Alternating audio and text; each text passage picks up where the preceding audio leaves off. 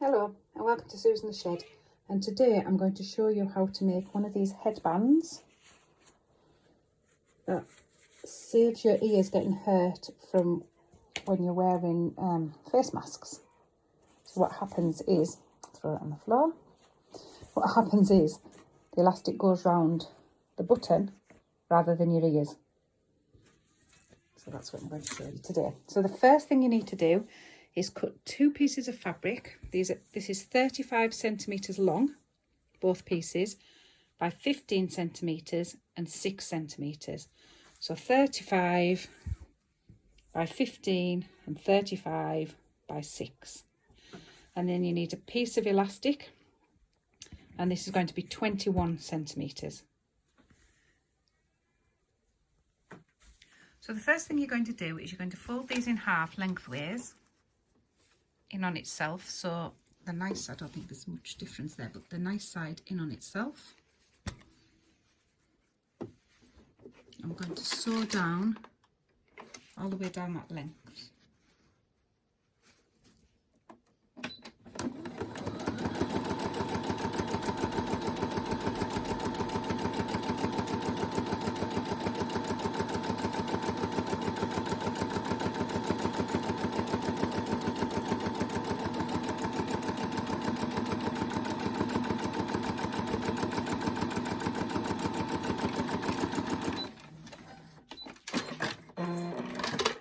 And that makes the tube casing for the elastic. So you're going to do the same with this piece. Fold it in on itself and fold all the way down that length and make a thicker tube. Two tubes, the thinner one and the thick one, and we're going to turn them the right way in. This one's quite easy to do because it's quite large, but I'll show you the trick with the smaller one.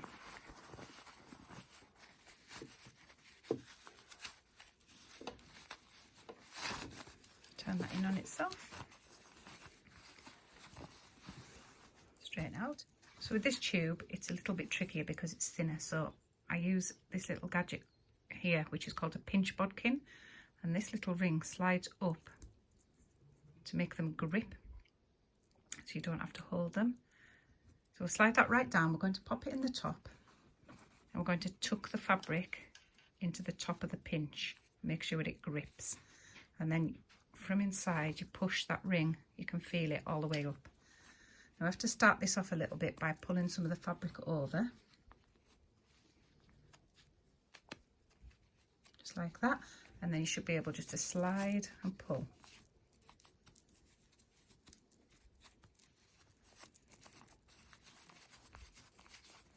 Slide it all the way down, pull it out,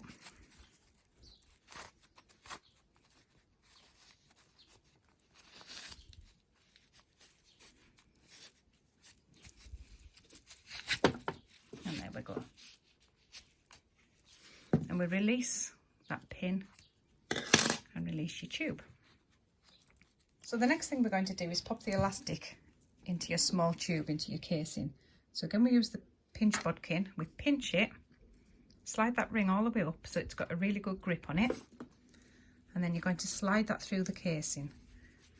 And not all the way, because the casing is much longer than your elastic is. Your casing's 35 centimetres and your elastic's only 21. So when we get it close to the end, just like that, I'm going to stop. I'm making sure the seam's in the middle. There, in the middle of your piece of elastic. We're going to take that to the machine and we're going to sew across 2 or 3 times.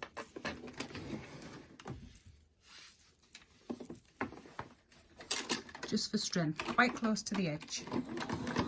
Forward, back, forward.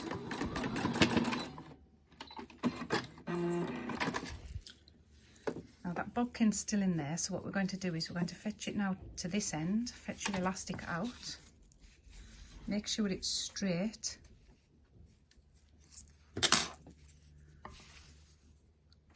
Within the piece. Make sure your seam's straight. Try not to lose it like that.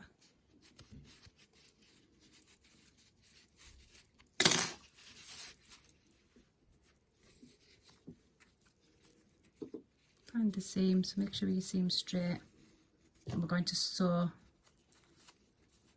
this side like we did the last one.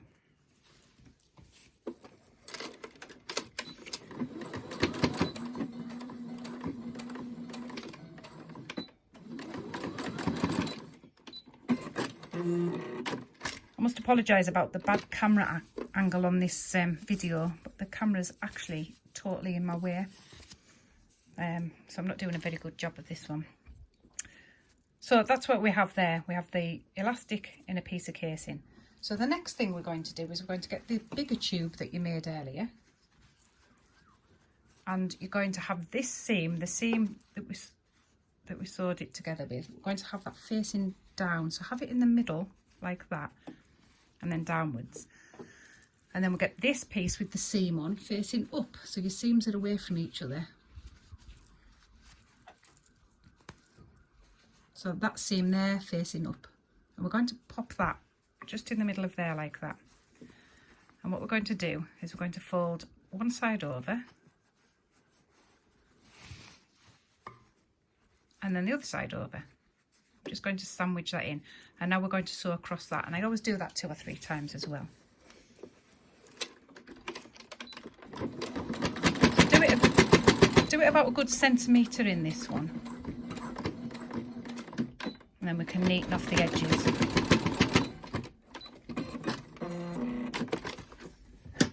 I'll take it like that, just give it a little trim up. So that's one side. So we're going to go to the other side and we're going to do exactly the same. You've obviously got to stretch your elastic across this time. Make sure your seam's in the middle. Now just take a look at this side and work out which way your fold's going, because you want the fold going the same way. So the top one's going down first. So the top one down first, and the other one up, and we're going to sew that.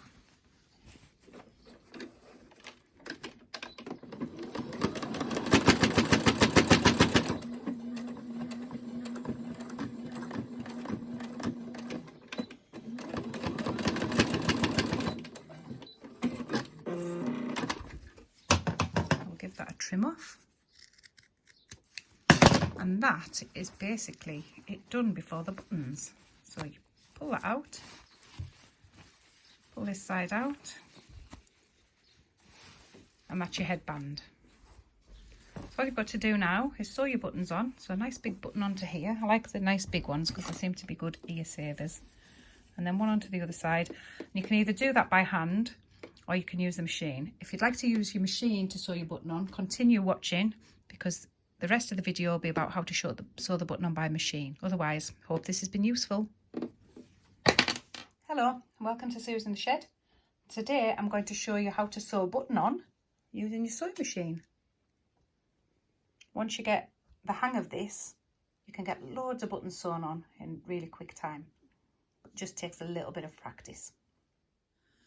So the first thing you need to do is prepare your machine. I'm going to take this platform off to give me a smaller area, a free arm, because I'm sewing buttons on headbands and I need the headbands to fit around this part of the machine. And then you have to change the presser foot. So we'll just take that one off, like that.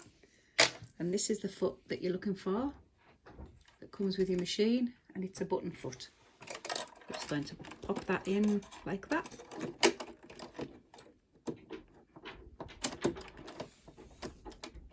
Okay, right. So the next thing we need to do is set our machine. I'm using the Brother Innovis. So I'm just about to set my machine up. At the minute I'm on a straight stitch, which is 2.5mm long. And what I want is a zigzag stitch. So we'll pick that one. And I want to adapt that, and I know that this button that I'm using is 4.5mm because I've sewn it on a lot. Check that it goes in the holes and adjust that, and then write it down for what, you know, if you're going to use that button many times, write it down so you don't forget. It makes life so much easier. I'm going to change that to 4.5, and you want this one, this is really important, you want this one on 0 because you don't want your machine moving forward, because your needle will then hit your button and it'll break. So we'll get that right down to 0. And then I'm ready to start.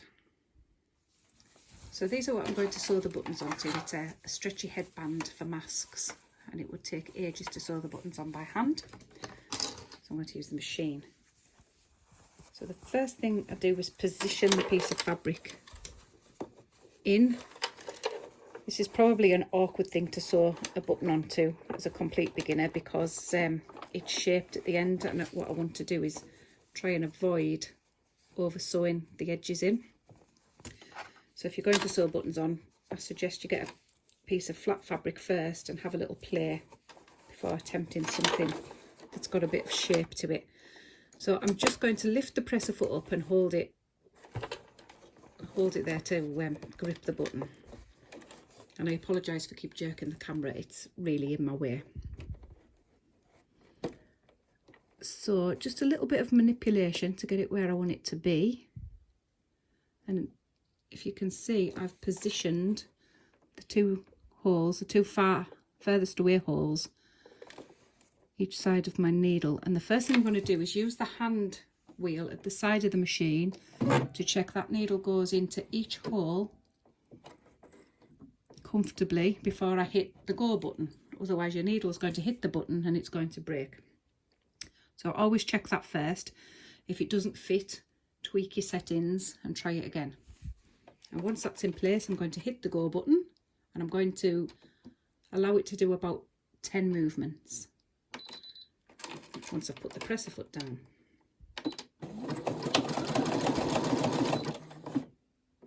And we'll cut that off. Got a clever machine with a pair of scissors on it. And we'll just move that forward to the next set of holes. I'm going to do it again. Double check that the needle goes into each hole separately. Then you can hit your go button, or you might have a foot pedal. About 10 movements. Put it off. Slowly take it out. We can just trim them off. And there's your button, and it literally takes seconds. Hope this helps. Enjoy!